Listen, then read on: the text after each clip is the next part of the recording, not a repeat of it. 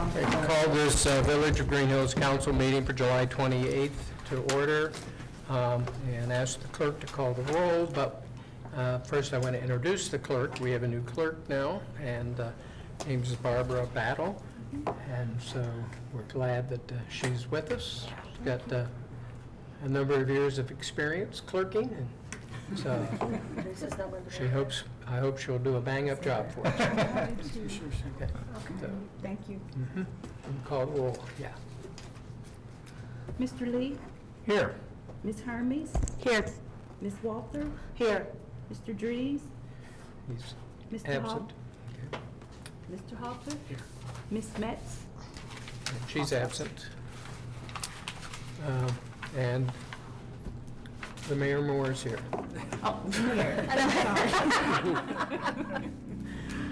And Maria has the prayer. Lord, we ask you to send your spirit of servanthood upon all of us gathered here this evening to do your work for the benefit of all in our community. We ask you to bless our elected and appointed officials so they may deliberate with wisdom and act with courage. Bless the members of our community who come here to speak before council so they state their cause with honesty and humility. Lord, we ask you to bless us all and that everything we do here tonight will move you to welcome us one day into your kingdom as good and faithful servants. We ask this in the name of our brother Jesus. Amen. I pledge allegiance to the flag of the United States of America and to the republic for which it stands, one nation, under God, indivisible, with liberty and justice for all. Okay, we have the minutes of May 28th, regular council meeting, June the 11th, work session, June 25th, regular council meeting, and July 9th, work session. Anybody have any corrections? On the May 28th minutes, under call to order, it has pro tem instead of tempore. It's for my title while I was acting as mayor. But then under swearing in, that is the correct spelling.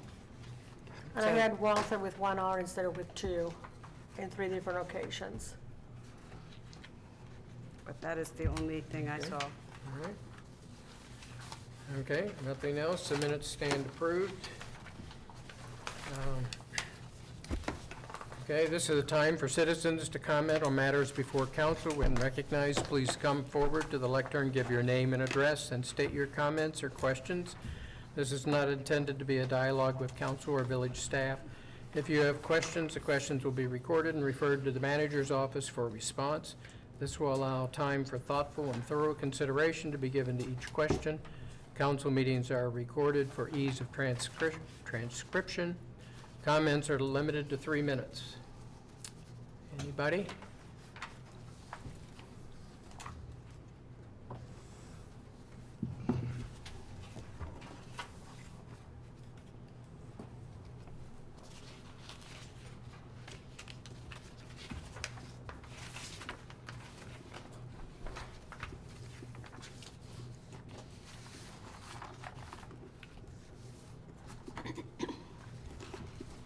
Hello, Monique Mason-Halter, 154 Junefield. I came to the meeting tonight because there's been some discussion on social media about 4G and 5G small cell towers and infrastructure being installed near homes. I keep meeting village residents who don't want this, and I brought a copy of the petition that I've referenced before. I gave older copies to reporter John Matarese and Hamilton County Commissioners. 3 more homeowners signed it today. Getting people to sign it is not difficult. What's difficult and time-consuming is trying to explain why they are hearing about this from me instead of council. I've provided ideas and offered to help you with this. I'm not the only resident who has. Even though there is state and federal legislation which limits local control over installation, that's not a good reason to not inform residents about it.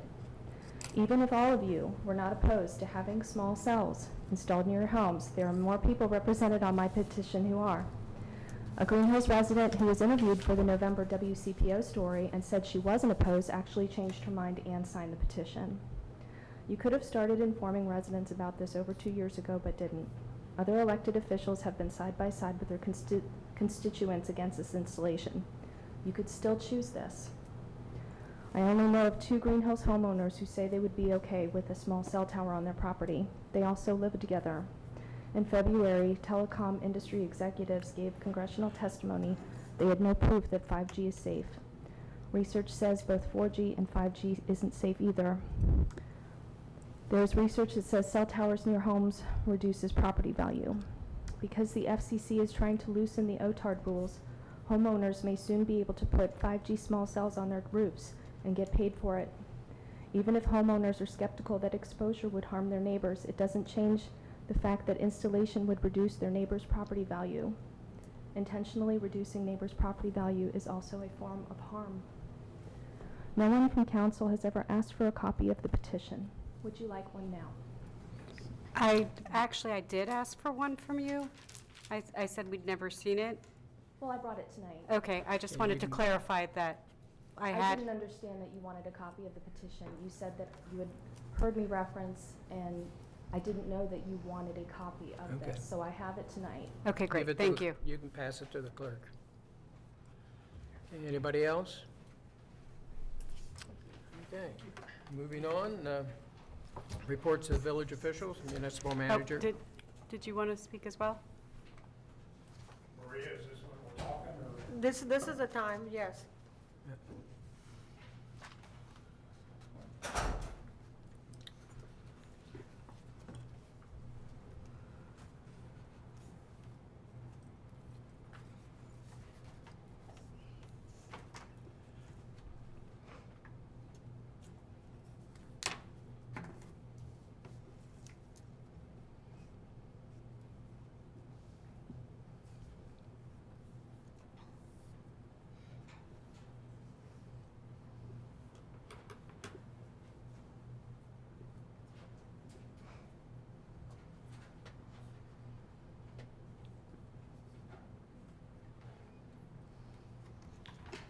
Yeah, hi, my name's Tom Brownfield. I live at 29 Damon Road.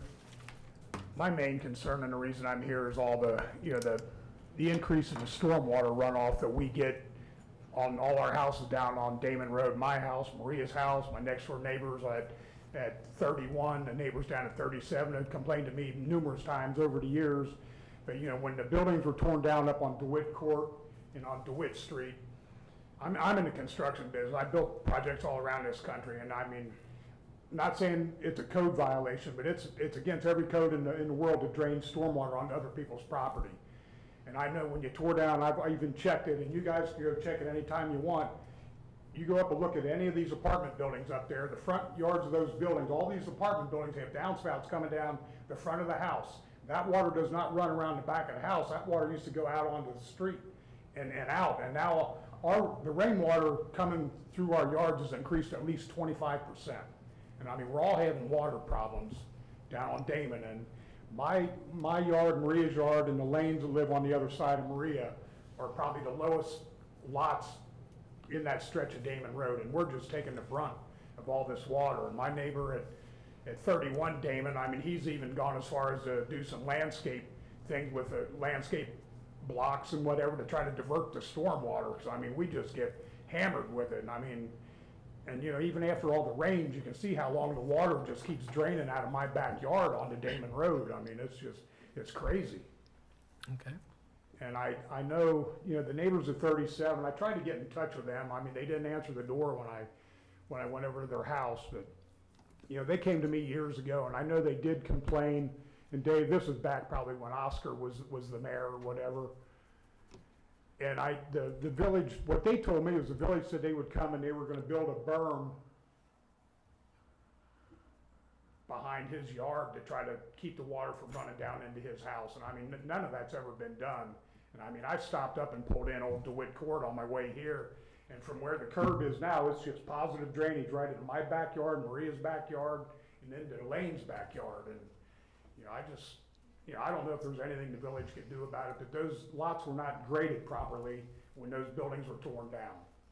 I mean, there should have been some slope out towards the street instead of all of it just coming, straight from the curb down onto the road. Okay, Okay, That's really all I've got to say, so. all righty, Thank you. thanks. thank you. Okay. Okay, moving on, municipal manager Yvonne Kovac. Thank you, Mayor. I have a few things. First, everyone has probably noticed that the paving work is finally done in the I&J blocks. Long time coming, but it does look good. And they're working on the striping now, so that should be completed fairly soon. You've heard about the detour for the water line. Just before I came up here, and I know Chief probably got this too, we got an update, I guess, that they have found a complication between the tap and, I guess, was it electric box or something? Anyway, they're going to be able to keep steel plates over it while some design work is being done, but at some point, they'll be getting back to the detour again, so they're just dealing with old lines, so I'm sure they'll work as diligently as possible. Also, I want to let you know that our bid for Winton Road Phase 3 will be delayed by just a couple months. We'll probably go out to bid in the fall. The loan money that comes back from the state is apparently coming back a little slower than they thought before they can issue it to the next project, so they expect fall is when we'll go out to bid on that. And that's what I have for now. What is the estimated time that the detours will take place? 2, 3, 4 weeks? Well, they really only expect the detour to be in place like 2 days, 2 full days. Okay. But since they've run into complications, I didn't go over it there yet this evening, but it sounds like from his email, they were able to put plates over it and reopen the roads. Okay. So when they have to get back after their design work's done, then we'll take the plates off, put the detours back and finish up. Do you have any particular date or No. date for the finished day? No, I Okay. don't. Not with them having to do redesign work. Right. How is it working with the couple residents that live right there? Is it affecting their driveways, is the only question I had. I know most of us can detour because either way, it goes back to Winton. Yeah. But that's right near two residents. When I was up there today, it looked like they could get, they were actually parked in one of them. Okay, But it looked like they could. Yeah, I think It they could could. change on a okay. hourly basis, but I think the intent is for them to have access. But they're keeping them more closely informed than the I rest sure of? hope so. Okay. I just wanted to Yeah. make sure, because I know. How is that,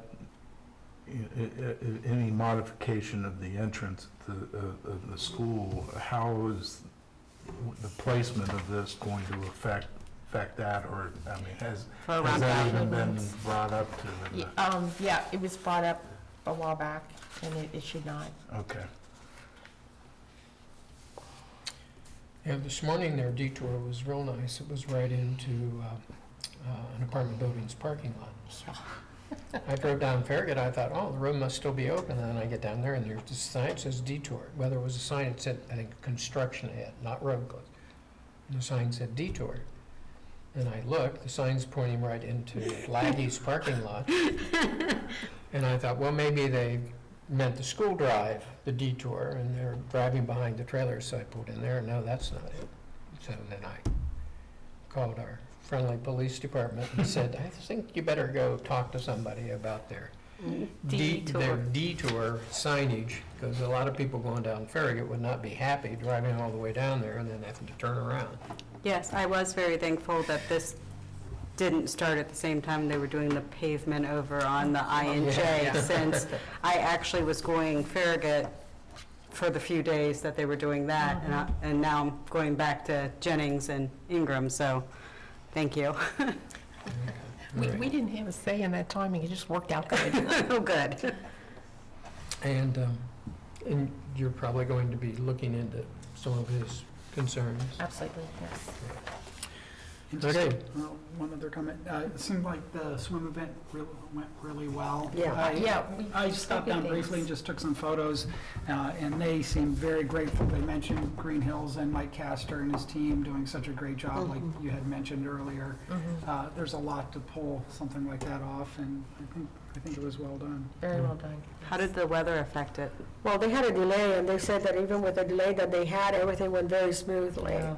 So they were very impressed. First day went long. Yeah. Real Till long. 11:30 or Yeah. 11, something like that. Yeah. All right, Law Director, who's not Jeff Forbes, but Kevin McDonough. I don't have anything to bring to the council and mayor's attention at this time. Jeff didn't pass anything on to me, so Okay, okay. that's it. Thank you. All right. Good enough? Good report, good report. Good report. Definitely short. Clerk of Council, do you have anything to report? Not tonight, but in the future I will. Okay. All right. Chief of Police, Neil Fertelman. Well, I do. All right. We have a National Night Out that's approaching fairly soon. That's going to be on August 6th at 6 p.m. and none other than our The council master member, grill. Jack Lee, Griller, yes. will be running the grill. And Yeah. Lieutenant Ward and I will be his worthy assistants. We hope that people will come out. I think it's going to be a fun event. We're going to have food, prizes. We're going to have the manager's park talk along with that. So it should be a fun evening. We also have another upcoming event that's getting a little closer on September 14th, right here in council chambers. It'll look a little different, but we'll have our defensive tactics course. That's always a really good opportunity for folks that haven't had any kind of defensive training, particularly in today's crazy world. It will give you some real world pointers on staying safe.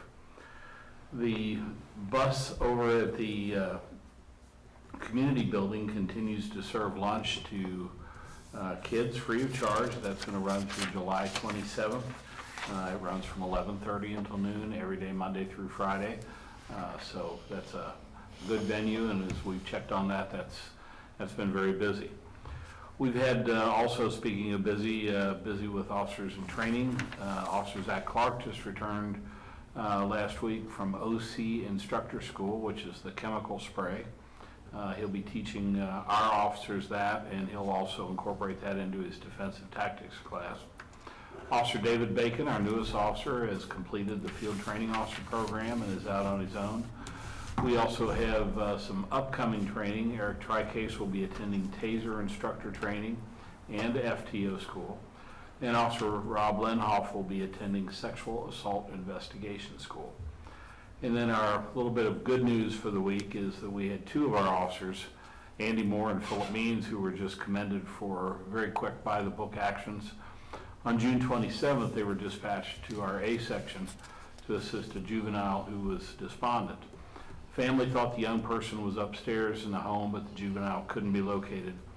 It was discovered that the juvenile had jumped out a window and was running away. The officers learned as they were investigating that the juvenile was injured, bleeding, and had fled. They searched the area on a preliminary basis and came up empty. The officers requested a canine and a helicopter to assist in the search, and Woodlawn voluntarily sent their drone up, which is new technology for us. The officers located the victim, immediately summoned medical assistance, and the juvenile was transported to Children's Hospital for treatment. The officers on their own, actually, Lieutenant Ward was at the scene, and she reported to me she didn't have to do anything because the officers had it all figured out. It was by the book, very competent, and very professional response. They were both commended for their teamwork and their excellence. In terms of statistics, during the past month, we investigated 7 accidents, 3 crimes, and 424 other incidents. We had 589 contacts. 310 of those were dispatched or received by telephone, and 201 of those were initiated by police officers. We provided assistance to the public in 126 instances. We assisted other agencies 45 times, and we made 23 criminal arrests and 223 traffic arrests. That concludes my report, Mr. Mayor. Okay, thank you. Any comments or questions, Chief? All right, keep up the good work. Thank you, sir. All right, Mayor's report. I've got the court receipts for the month of June, and $1,221.50 was sent to the state of Ohio of the fines, $43.50 to Hamilton County.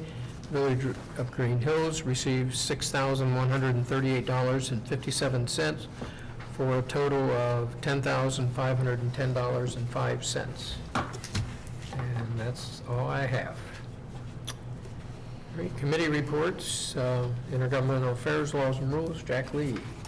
Thank you, Mr. Mayor.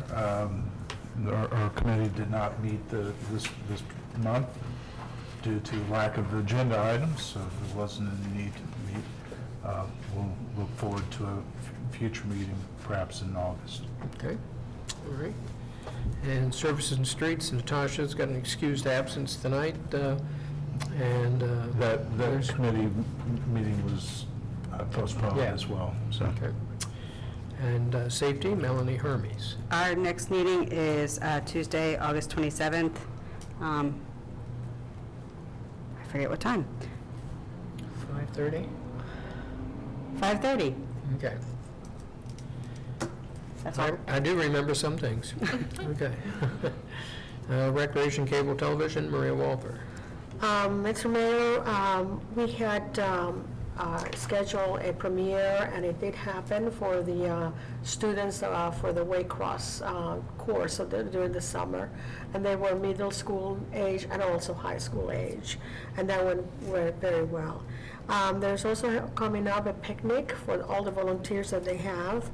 And we met today with you and Yvonne, and just kind of like, and Mike, kind of putting together Mr. Collar, Mrs. Collar, for the Harvest Fest, doing all the preparations for October the 5th.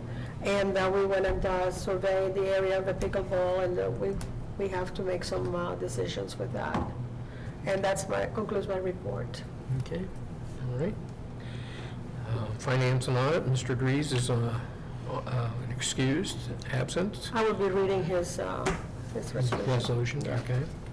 And Community Development, Jeff Holder. Yes, thank you, Mr. Mayor. Our committee met on July 9th. One of the things that I did along with the mayor and also Councilmember Melanie Hermes is attended the library forum they had for the money that's being dispersed. Right. I thought it went fairly well. One of the concerns I had was most of the charts and most of the data reflected the physical size of their branches. I know that our branch has a disproportional amount of activity compared to others. I did ask the question about usage, and if they could, had that information, how often it's being used. But I think all in all, it was a good meeting. Other things that we discussed in new resident packet, and we continue to work closely with the Historical Society that's really come a long way as far as a willingness to work with us and see how we can advertise and promote National Historic Landmark status that we have. Diana Kohler and Doug have also been involved with that. And so far, I think it's been very encouraging as far as our relationship with them goes. And I think that will conclude my report at this point. Okay. All right. New business, resolution 2019-22-F, making supplemental appropriations and transfers. Walter? Resolution number 2019-22-F, resolution making supplemental appropriations and transfers. Whereas the 2019 annual appropriations that were adopted on December 11th, 2018 are to be amended, and whereas appropriations must not exceed total available resources of the Village per Ohio Revised Code Section 5705, period 36A5. Therefore, an amended certificate of estimated resources have been requested from the County Budget Commission. Now therefore, be it resolved by the Council of the Village of Greenhills, Ohio, Section 1, since certain actions are needed in the monies appropriated so to permit the Village of Greenhills to meet its fiscal obligations for the year 2019, the following items of expenditures are to supplement the appropriations for expenditures for the year 2019. The fund description is a street fund number 2011. Appropriation is $279,400. The change $100,000, and the total should read $379,400. Section 2, that the following transfers of funds be made from previously appropriated monies: from the general fund, $1,000, to the golf course, 2909, $26,000. Section 3, this resolution shall take effect and be in full force from and after the earliest date allowed by law. Mr. Mayor, I move that we adopt this resolution. Second. Okay, it's been moved and seconded. Any comments or questions? All right, hearing none, clerk call the roll. Mr. Lee? Aye. Ms. Hermes? Aye. Ms. Walter? Aye. Mr. Halter? Aye. Okay, resolution 2019-22F passes. All right, calendar. When's the night out again? National Night Out, Tuesday, August 6th. August the 6th. Except for the cook, it comes earlier. And what park is Picnic shelter. picnic shelter? At the picnic shelter. Safety Committee, Tuesday, August 27th at 5:30. Harvest Fest, October the 5th. Anything else? Hearing none, nothing else, so we're adjourned.